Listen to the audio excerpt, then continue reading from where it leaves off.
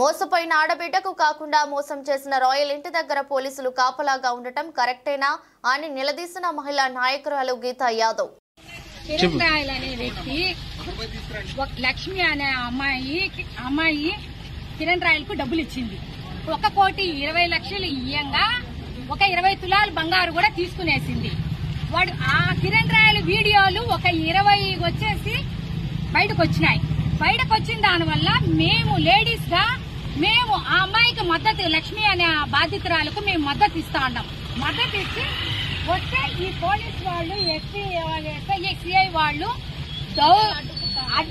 అడ్డుకునేదే కాకుండా మీరు police jeep లెక్కండి 125, 140 వేస్తారంట, 155 section వేస్తారంట, మమ్మల్ని స్టేషన్ లో వేస్తారంట. ఇంత దారుణమైన ఎప్పుడైనా ఉందా?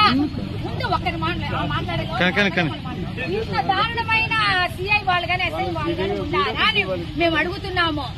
ఇప్పుడు కిరణ్ రాయలుగా ఇన్ఛార్జ్ ఇవ్వడమే ఈ తిరుపతికి దౌర్భాగ్యం. కిరణ్ రాయల్ అనే వ్యక్తి ఎవడా అనేది కూడా గతంలో తెలియదు.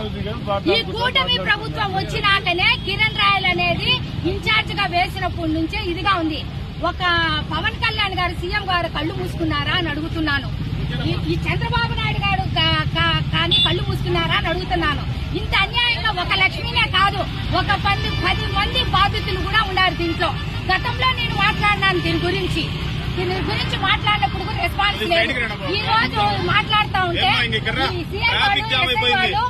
ఇలాగా మమ్మల్ని అడ్డుకుంటా ఉన్నారు. ఇది ఏమైనా న్యాయమేనా అని అడుగుతా ఉన్నాం. కిరణ్ రాయల్ తక్షణమే ఈ రోజు రాత్రి లోపల అరెస్టు చేయకపోతే మేము మహిళ ఐద్వా తరపున కానీ మొత్తం మహిళలంతా రేపు ధర్నా ఖచ్చితంగా జరుగుతుంది. ఎక్కడ జరుగుతుందో కూడా మేము చెప్పం, జరుగుతుంది మొత్తానికి. మీరేం అడ్డుకుంటారో మేము చూస్తాము. మేము పోలీసు వాళ్ళకి భయపడం. ఒక చంద్రబాబు నాయుడు గారు వచ్చినా కూడా భయపడే ప్రసక్తే లేదు.